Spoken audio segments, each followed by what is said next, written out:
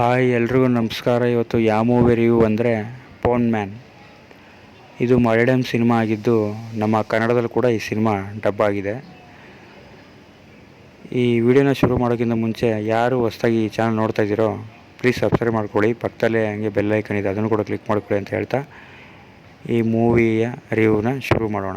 ಈ ಸಿನಿಮಾದ ಹೆಸರು ಹೇಳೋ ಹಾಗೆ ಒಂದು ಚಿನ್ನದ ಸುತ್ತ ನಡೆಯುವಂಥ ಕಥೆಯಾಗಿದೆ.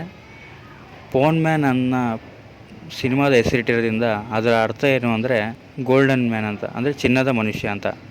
ಅದು ಏನು ಅಂತ ನೀವು ಸಿನಿಮಾ ನೋಡೇ ತಿಳ್ಕೋಬೇಕು. ಇದು ಒಂದು ಕೇರಳ ಸೈಡ್ ನಡೆಯುವ ಕಥೆಯಾಗಿದೆ.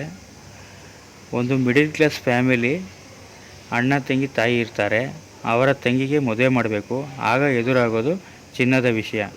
ಮದುವೆ ಅಂದರೆ ಮಾಮೂಲಿ ಒಡವೆ ಆಗಬೇಕು, ಮದುವೆ ಮಾಡಿ ಕಳಿಸ್ಬೇಕು ಒಂದು ಹೆಣ್ಮಗಳನ್ನ ಅನ್ನೋದು ಇರುತ್ತೆ. ಆಗ ಅವ್ರ ಹತ್ರ ಚಿನ್ನ ಇರೋದಿಲ್ಲ. ಆಗ ಎಂಟ್ರಿ ಆಗೋದೇ ಪೋನ್ ಮ್ಯಾನ್. ಪೋನ್ ಮ್ಯಾನ್ ಪಾತ್ರದಲ್ಲಿ ನಟಿಸಿರುವಂತಹ ಬೆಸಿಲ್ ಜೋಸೆಫ್ ಅವರು ಮದುವೆಗೆ ಅಂತ ಕೊಟ್ಟಿರುವಂಥ ಚಿನ್ನನ ವಾಪಸ್ ಈಸ್ಕೊತಾರ ಇಲ್ವಾ, ಹಾಗೂ ಅವರು ಅದನ್ನು ಈಸ್ಕೊಳ್ಳೋಕ್ಕೆ ಎಷ್ಟು ಕಷ್ಟಪಡ್ತಾರೆ. ಸಿನಿಮಾದ ಕೊನೆವರೆಗೂ ಅವರು ಫೈಟ್ ಮಾಡ್ತಾನೆ ಇರ್ತಾರೆ ಅದಕ್ಕೋಸ್ಕರ. ಅದು ಯಾಕೆ ಏನು ಅಂತ ನೀವು ಸಿನಿಮಾ ನೋಡೇ ತಿಳ್ಕೋಬೇಕು. ಹಾಗೂ ಬೆಸಿಲ್ ಜೋಸೆಫ್ ಅವರು ಅವರ ಪಾತ್ರಕ್ಕೆ ಜೀವ ತುಂಬಿದ್ದಾರೆ ಅಂತಲೇ ಹೇಳ್ಬೋದು. ಆ ಸೀನ್ಗಳು ನೋಡ್ತಾ ಇದ್ದರೆ, ಆ ಸನ್ನಿವೇಶಗಳು ನೋಡ್ತಾ ಇದ್ದರೆ ತುಂಬ ಎಫರ್ಟ್ ಹಾಕಿ ಆ್ಯಕ್ಟಿಂಗ್ ಮಾಡಿದ್ದಾರೆ ಅಂತಲೇ ಹೇಳ್ಬೋದು.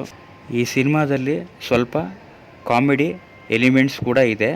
ಅದರಿಂದ ನಿಮಗೆ ಈ ಸಿನಿಮಾ ಎಲ್ಲೂ ನಿಮಗೆ ಬೋರ್ ಹೊಡೆಯೋದಕ್ಕೆ ಬಿಡೋದೇ ಇಲ್ಲ. ಇದರಲ್ಲಿ ಬರುವ ಎಲ್ಲ ಕ್ಯಾರೆಕ್ಟ್ರುಗಳು ಹಾಗೂ ಸ್ಪೆಷಲಿ ಬೆಸಿಲ್ ಜೋಸೆಫ್ ಅವರು ಆ್ಯಕ್ಟಿಂಗು ತುಂಬ ಇಷ್ಟ ಆಯಿತು. ಹಾಗೂ ಅವರ ಪೋನ್ ಮ್ಯಾನ್ ಅನ್ನೋ ಪಾತ್ರಕ್ಕೆ ತುಂಬ ಚೆನ್ನಾಗಿ ಸೂಟ್ ಆಗಿದ್ದಾರೆ ಅಂತಲೇ ಹೇಳ್ಬೋದು.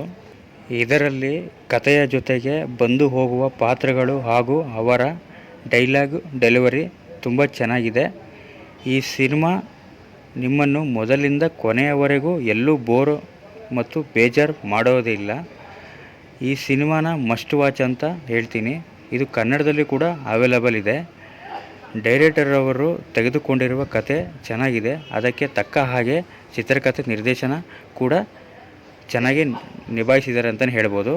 ಇದರಲ್ಲಿ ಬ್ಯಾಕ್ಗ್ರೌಂಡ್ ಮ್ಯೂಸಿಕ್ ಕೂಡ ಕತೆ ಹಾಗೂ ಅಲ್ಲಿ ಬರುವ ಸನ್ನಿವೇಶಗಳಿಗೆ ಓಕೆ ಅಂತ ಹೇಳ್ಬೋದು.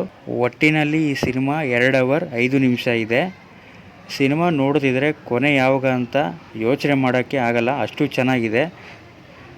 ಪ್ರೇಕ್ಷಕರನ್ನ ಅಷ್ಟು ಕ್ಯೂರಿಯಾಸಿಟಿಯಿಂದ ಇಟ್ಟಿರುತ್ತೆ ಈ ಸಿನಿಮಾ. ಈ ಸಿನಿಮಾ OTTಲಿ ಕೂಡ ಲಭ್ಯವಿದೆ. ಕೊನೆಯದಾಗಿ ಈ ಸಿನಿಮಾ ಬಗ್ಗೆ ಹೇಳಬೇಕಂದ್ರೆ ಕತೆ, ಚಿತ್ರಕಥೆ, ನಿರ್ದೇಶನ, ಸಂಭಾಷಣೆ, ಸಾಹಿತ್ಯ ಎಲ್ಲವೂ ಕೂಡ ಡೀಸೆಂಟ್ ಆಗಿದೆ, ಹಾಗೆ ಇಷ್ಟ ಆಗುತ್ತೆ ಕೂಡ.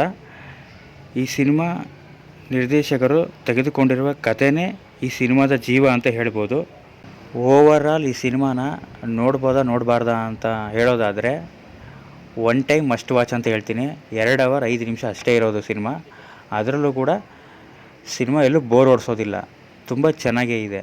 ಒಂದು ಟೈಮ್ ಮಾತ್ರ ಮಿಸ್ ಮಾಡದೆ ನೋಡ್ಬೋದು. ಇಷ್ಟು ಹೇಳ್ತಾ ಈ ಮೂವಿ ರಿವ್ಯೂನ ಮುಗಿಸ್ತಾ ಇದ್ದೀನಿ. ಮುಂದಿನ ವಿಡಿಯೋದಲ್ಲಿ ಮತ್ತೊಂದು ಮೂವಿಯ ರಿವ್ಯೂ ಜೊತೆಗೆ ನಿಮ್ಮ ಮುಂದೆ ಬರ್ತೀನಿ ಅಂತ ಹೇಳ್ತಾ ಥ್ಯಾಂಕ್ ಯು ಫಾರ್ ವಾಚಿಂಗ್.